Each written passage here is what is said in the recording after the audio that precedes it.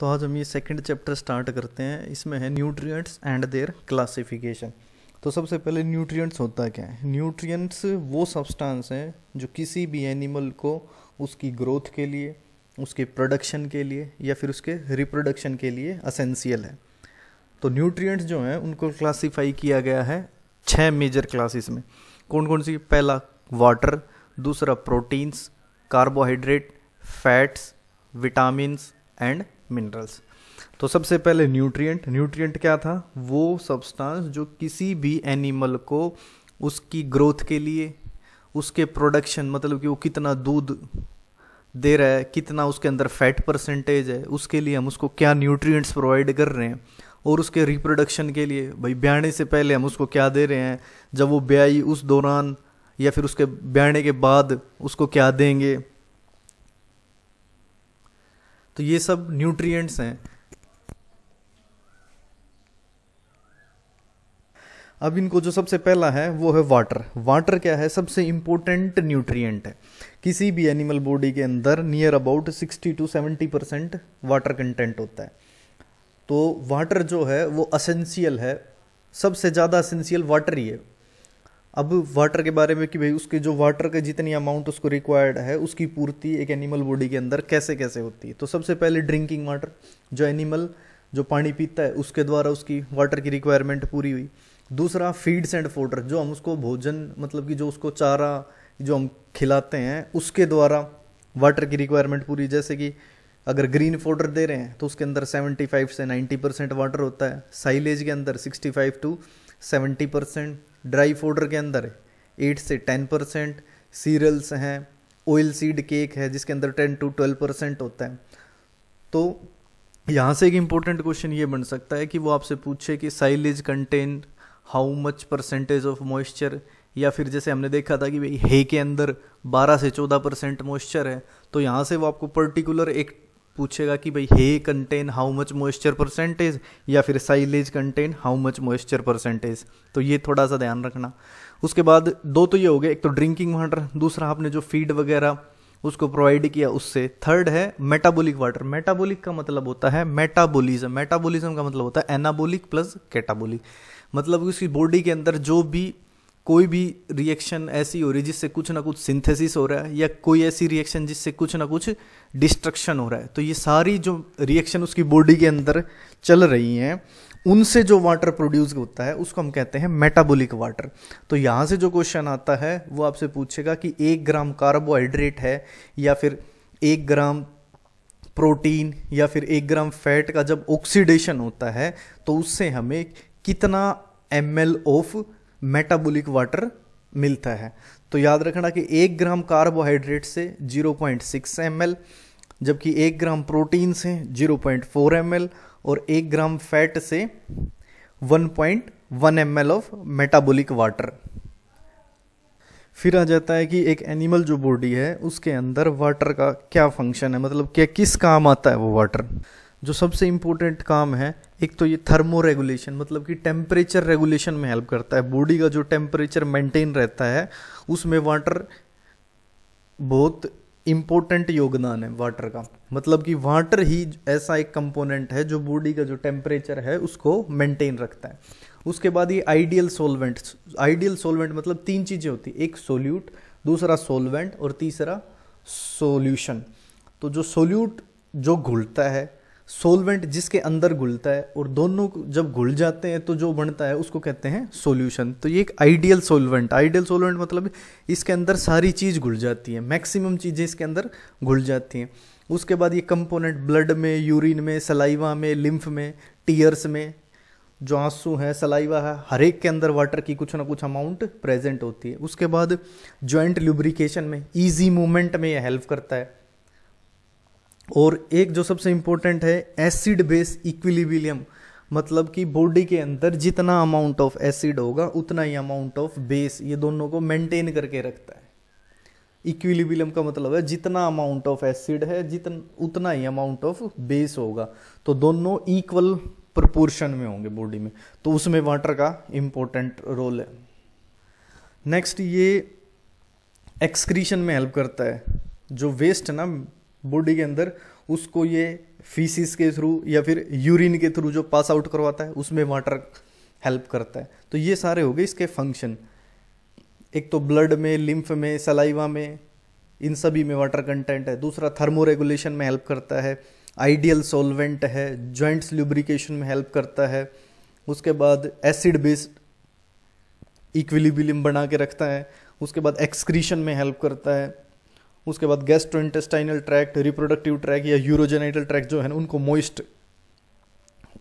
Moisture content provide करता है। तो ये सारे हो गए वाटर के फंक्शन। यहाँ से क्वेश्चन इंपॉर्टेंट क्या, एक तो वो आपसे पूछेगा या तो पूछ सकता है कि फंक्शन ऑफ वाटर, 2 नंबर में वाटर के फंक्शन पूछ ले, या फिर ये जो बताया था कि भाई ईच ml की अगर कार्बोहाइड्रेट का और फैट का और प्रोटीन का अगर ऑक्सीडेशन हो रहा है तो उससे कितने ml ऑफ मेटाबॉलिक वाटर बनेगा। एक ही क्वेश्चन ये आ सकता है। एक फिर वो कि silage content how much moisture percentage, hay content how much moisture percentage. तो ये सब यहाँ से इंपॉर्टेंट बन रहा है। नेक्स्ट है प्रोटीन्स। प्रोटीन्स क्या होता है? प्रोटीन क्या है? प्रोटीन कुछ नहीं है, सिर्फ और सिर्फ क्या होता है कि जो अमीनो एसिड है ना वो सीक्वेंस में जुड़े हुए होते हैं, और जो जुड़ते हैं मतलब जो बॉन्ड होता है उसको हम क्या कहते हैं? पेप्टाइड बॉन्ड या फिर पेप्टाइड लिंकेज। तो अमीनो एसिड जब पेप्टाइड लिंकेज से जुड़ते हैं तो वो क्या बनाते हैं? प्रोटीन। प्रोटीन के अंदर, प्रोटीन एकमात्र ऐसा न्यूट्रिएंट है जिसके अंदर क्या होता है? नाइट्रोजन, और यूजुअली इसके अंदर और क्या होता है? कार्बन होता है, हाइड्रोजन होता है, ऑक्सीजन, और मैंने बताया कि ये सिर्फ एकमात्र ऐसा है जिसके अंदर क्या होगा? नाइट्रोजन। कभी कभी इसमें सल्फर, फॉस्फोरस, आयरन, कॉपर ये सब भी पाया जाता है। तो अमीनो एसिड जब जुड़े हुए होते हैं थ्रू पेप्टाइड लिंकेज, उसको हम क्या कहते हैं? प्रोटीन्स। अब जो अमीनो एसिड हैं वो 2 प्रकार के, essential amino acid, non essential amino acid. ये आपके डिफरेंस में आ सकता है कि differentiate between essential amino acid and non essential amino acid. अब पहला है essential amino acid. Essential amino acid का क्या मतलब? असेंशियल अमीनो एसिड वो अमीनो एसिड होते हैं जो हमारी बॉडी के अंदर सिंथेसाइज नहीं होते एडिक्वेट अमाउंट में, मतलब जितना हमारी बॉडी को चाहिए है उतना हमारी बॉडी या किसी भी एनिमल की बॉडी उसको उतनी अमाउंट में सिंथेसाइज ना कर पाए। तो जब एनिमल बॉडी उसको सिंथेसाइज नहीं कर पा रही तो सीधी सी बात है, हमें कैसे, हमें बाहर जो एक्स्ट्रा डाइट हम दे रहे हैं, डाइट के थ्रू हमें वो प्रोवाइड करने पड़ेंगे। तो असेंशियल अमीनो एसिड वो अमीनो एसिड जो एक एनिमल की बॉडी सिंथेसाइज नहीं कर पाती हो। अब वो सिंथेसाइज नहीं कर पा रही तो उन्हें हमें कैसे देना पड़ेगा? Through diet. इसी के opposite non essential amino acid. Non essential amino acid वो अमीनो एसिड होते हैं जो हमारी बॉडी के अंदर सिंथेसाइज हो जाते हैं जितना हमारी बॉडी को रिक्वायरमेंट है। तो अगर वो सिंथेसाइज हो गए तो हमें जितनी ज़रूरत थी उतना उनको मिल गया, तो बाहर से डाइट के थ्रू नहीं देने पड़ते।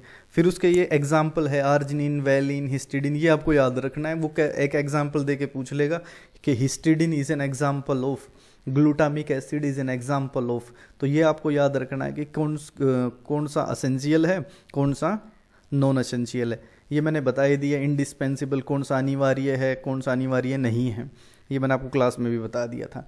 नेक्स्ट है क्लासिफिकेशन ऑफ प्रोटीन्स। प्रोटीन्स को कैसे कैसे क्लासीफाई करते हैं? पहला है सिंपल प्रोटीन। सिंपल प्रोटीन वो प्रोटीन्स होती हैं जिसमें जब उनका हाइड्रोलिसिस करवाएं तो सिर्फ और सिर्फ अमीनो एसिड मिले, मतलब वो protein which on hydrolysis gives only amino acid. मतलब ऐसी प्रोटीन जिनका हाइड्रोलिसिस करवाया तो सिर्फ और सिर्फ हमें क्या मिला? Amino acid. क्योंकि हमें पता है कि अमीनो एसिड जब ज्वाइन करते हैं तभी तो प्रोटीन बनता है। जब हम एक अमीनो एसिड, दूसरा अमीनो एसिड, तीसरा अमीनो एसिड ये जब ज्वाइन करेंगे थ्रू पेप्टाइड लिंकेज से तो इन्हीं से तो क्या बनेगा? प्रोटीन। तो ऐसी प्रोटीन जिनके हाइड्रोलिसिस से सिर्फ और सिर्फ अमीनो एसिड मिल रहा है उनको हम क्या कहते हैं? Simple protein. सिंपल प्रोटीन का एग्जाम्पल हो गया एल्ब्यूमिन और दूसरा हो गया ग्लोबुलिन। नेक्स्ट है कॉन्जुगेटेड प्रोटीन। कॉन्जुगेटेड प्रोटीन में क्या होगा? कॉन्जुगेटेड प्रोटीन में एक तो सिंपल प्रोटीन होगी। सिंपल प्रोटीन मतलब अमीनो एसिड का सीक्वेंस। सिंपल प्रोटीन होगी प्लस उसके साथ एक नॉन प्रोटीन पार्ट होगा। मतलब कि सिंपल प्रोटीन क्या होगा? अमीनो एसिड का सीक्वेंस। तो सिंपल प्रोटीन होगी प्लस एक नॉन प्रोटीन पार्ट होगा। वो नॉन प्रोटीन पार्ट उसको क्या कहेंगे? उसको कहते हैं प्रोस्थेटिक ग्रुप। तो यहाँ से एक ऑब्जेक्टिव क्वेश्चन क्या आता है कि कॉन्जुगेटेड प्रोटीन में जो नॉन प्रोटीन रेडिकल होता है उसको क्या कहते हैं, तो उसको कहते हैं प्रोस्थेटिक ग्रुप।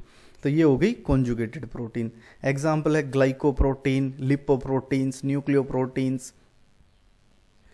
नेक्स्ट है डिराइव्ड प्रोटीन। डिराइव्ड प्रोटीन्स कौन सी प्रोटीन होती हैं? वो प्रोटीन्स जो नेचुरल अकरिंग प्रोटीन का जब डिस्ट्रक्शन होता है या ब्रेकडाउन होता है उससे जो हमें मिले उसको कहते हैं डिराइव्ड प्रोटीन्स। मतलब कि नेचुरली अकरिंग प्रोटीन है उसका जब ब्रेकडाउन होगा तो उस ब्रेकडाउन से जो प्रोटीन हमें मिलती है उसको हम कहते हैं डिराइव्ड प्रोटीन्स, जैसे कि पेप्टॉन्स है, पेप्टाइड्स है।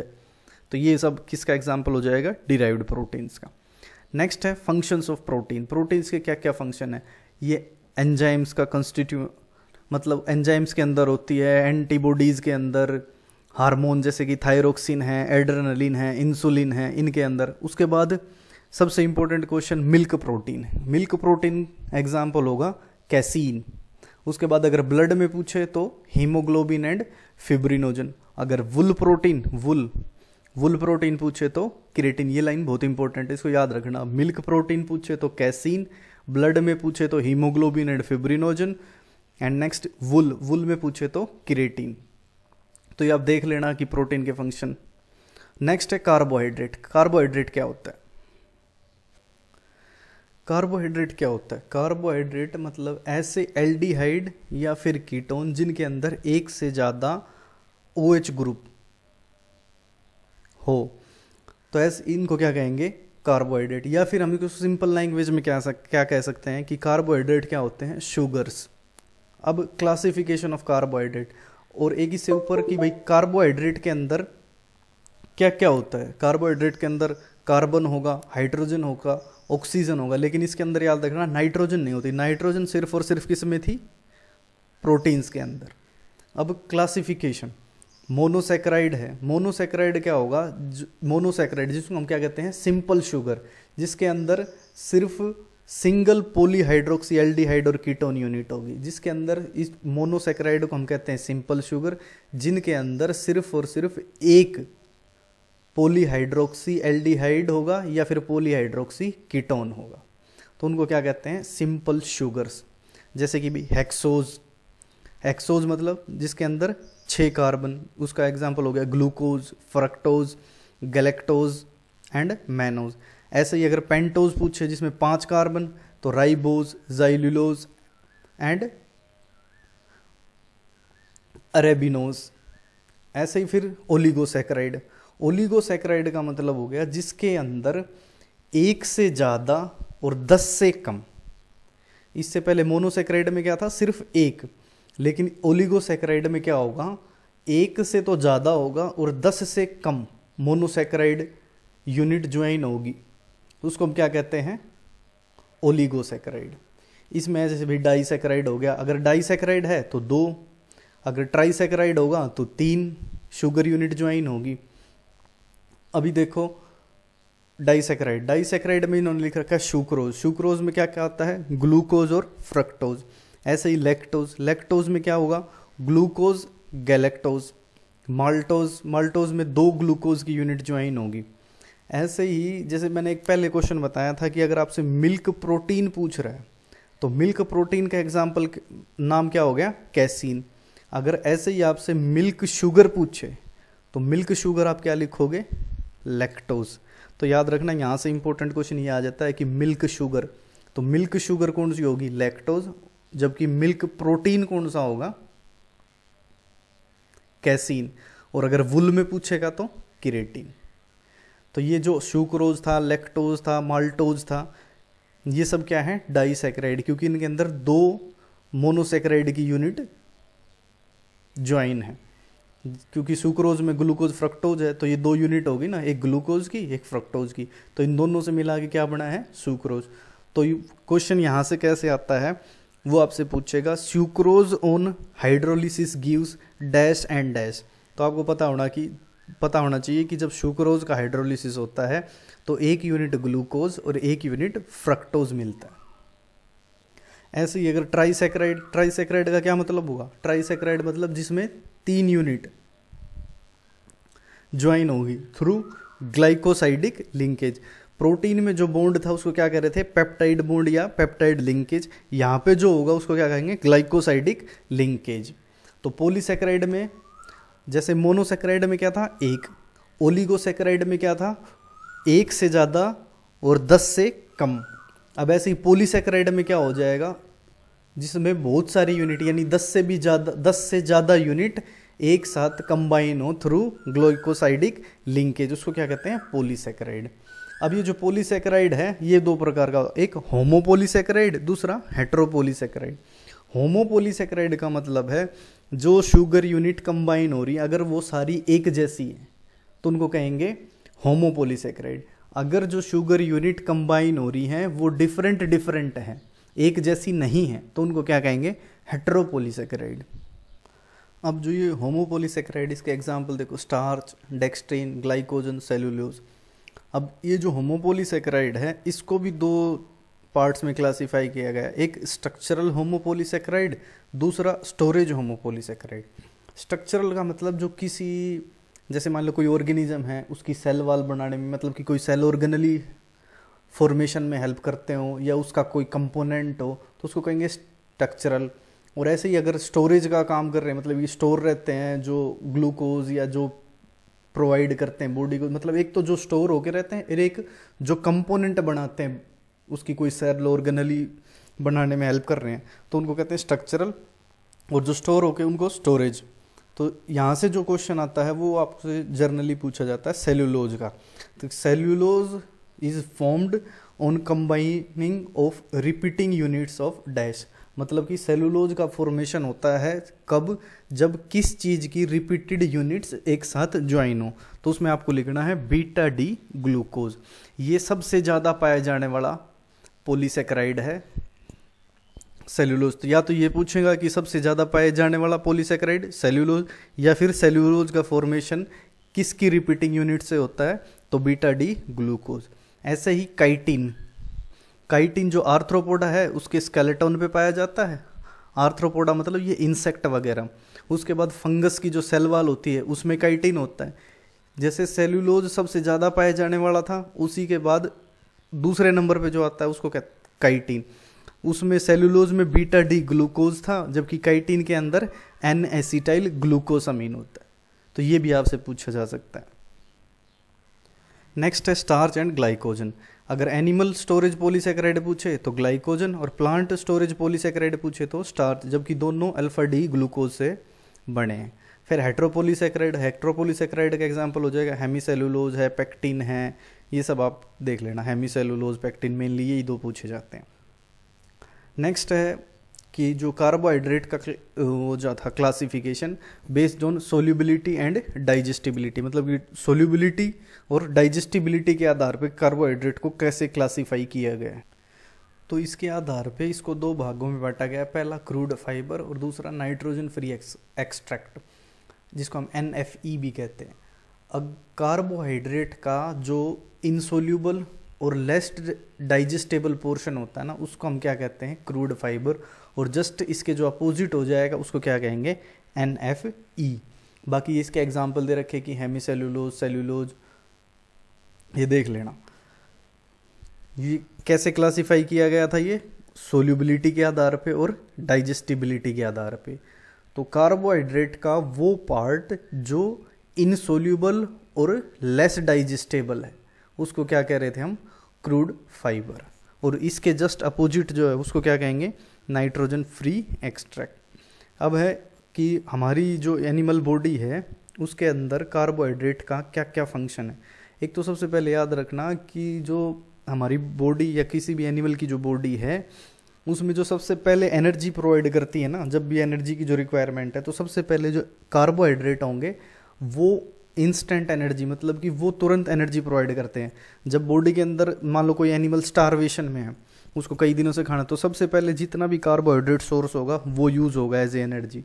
उसके बाद फिर उसका जो फैट पोर्शन है वो यूज़ होगा, और लास्ट में फिर प्रोटीन्स, मतलब कि जो प्रोटीन्स हैं वो लास्ट में एनर्जी प्रोवाइड करते हैं। उसके बाद ये जो क्रूड फाइबर वगैरह है ये टॉक्सिन्स को बाहर लेके जाते हैं, ये कंपोनेंट हैं आरएनए का और डीएनए का। उसके बाद मैंने पहले ही बता दिया कि भाई कार्बोहाइड्रेट मिल्क में कैसे प्रेजेंट होता है, एज ए लैक्टोज। अगर आपसे पूछे कि मिल्क शुगर क्या है तो लैक्टोज। उसके बाद फीड की स्वीटनेस इंक्रीज कर देते हैं, हंगर को मतलब भूख को कम करते हैं। तो ये सब काम किसका है, कार्बोहाइड्रेट का। नेक्स्ट क्लास में हम देखेंगे फैट्स के बारे में।